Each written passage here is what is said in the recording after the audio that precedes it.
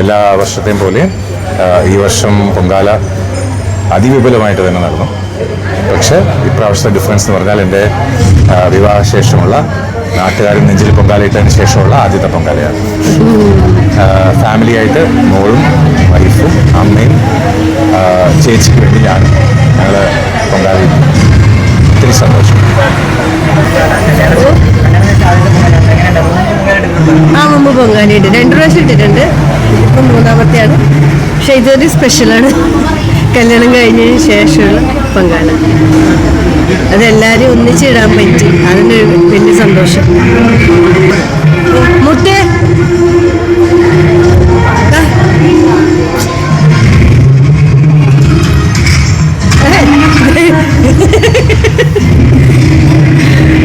മോനുണ്ട്. മോൻ മുകളിലല്ല, റൂമിൽ. അല്ല, മോളിട്ടിട്ടുണ്ട്. കഴിഞ്ഞ ഇട്ടു. പറ എന്ത്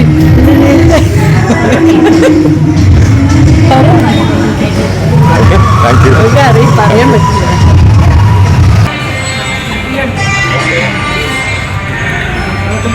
എങ്ങനെയൊക്കെ ആൾക്കാരുടെ സ്നേഹം മതിയില്ലേ. അവിടെ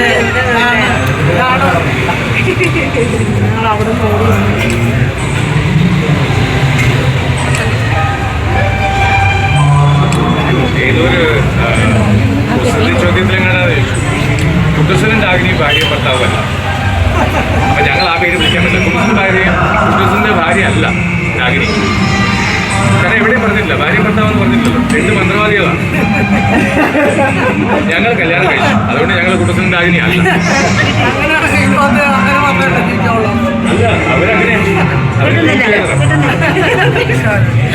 അപ്പൊ കുട്ടൂസനും രാഗിനി അല്ല. പിന്നെ ലുക്ടാപ്പികൾക്ക് ആരൊക്കെ അങ്ങനെ തോന്നും.